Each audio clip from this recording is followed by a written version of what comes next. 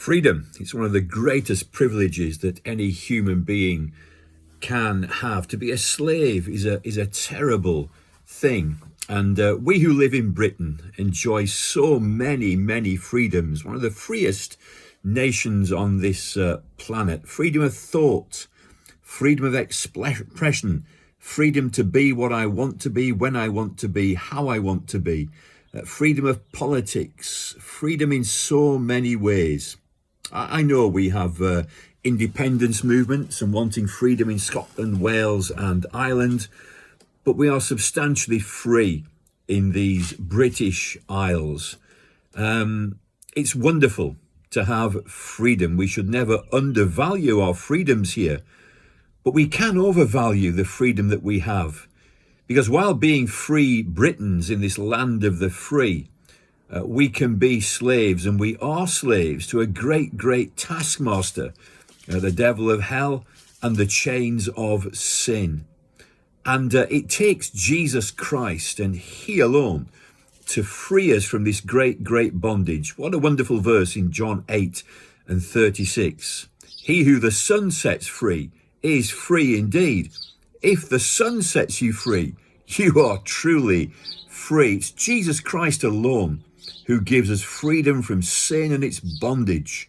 And we can never, ever overvalue the freedom of being free from our sin. Jesus Christ frees us from the guilt of sin, the burden of sin, or our consciences that plague us, our memories, our minds and our hearts.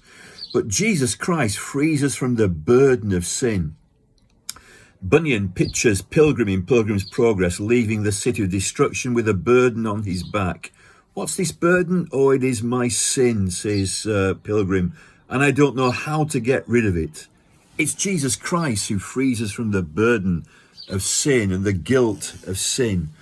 He also frees us from the power of sin, that sin that so entangles us, the good things we would like to do, we can't do, how we continue to fall and to fail, all the disappointments that we have, the power and the grip of sin.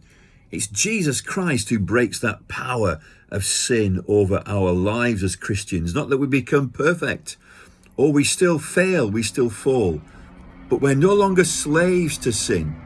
And then finally and wonderfully, it's Jesus Christ who frees us from the ultimate penalty of sin. The wages of sin is death. There is a physical death, a spiritual death, and an eternal death.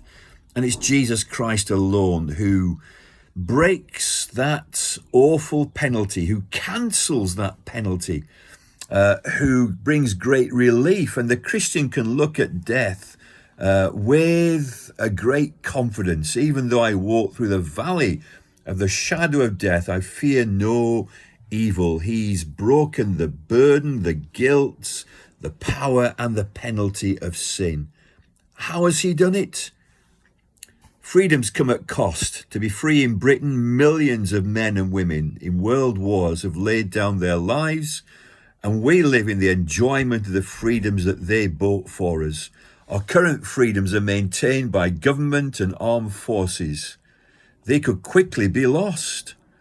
But the freedom that Jesus Christ gives can never be lost. It was paid for 2,000 years ago at Calvary, where he laid down his life for me and for you. He bought a freedom that can never be taken away. As the eternal Son of God, he became a man, lived a perfect life for me, died the death that I deserve on Calvary, paying its penalty for me. He rose again from the dead. How can this freedom be mine? Listen, this freedom is for every person listening to me now, young or old, rich or poor, healthy or ill, clever or not so clever, from all walks of life and background. This freedom is yours if you turn to Jesus Christ, repent and trust in him. Or he who the Son sets free is truly free. Would you know this freedom?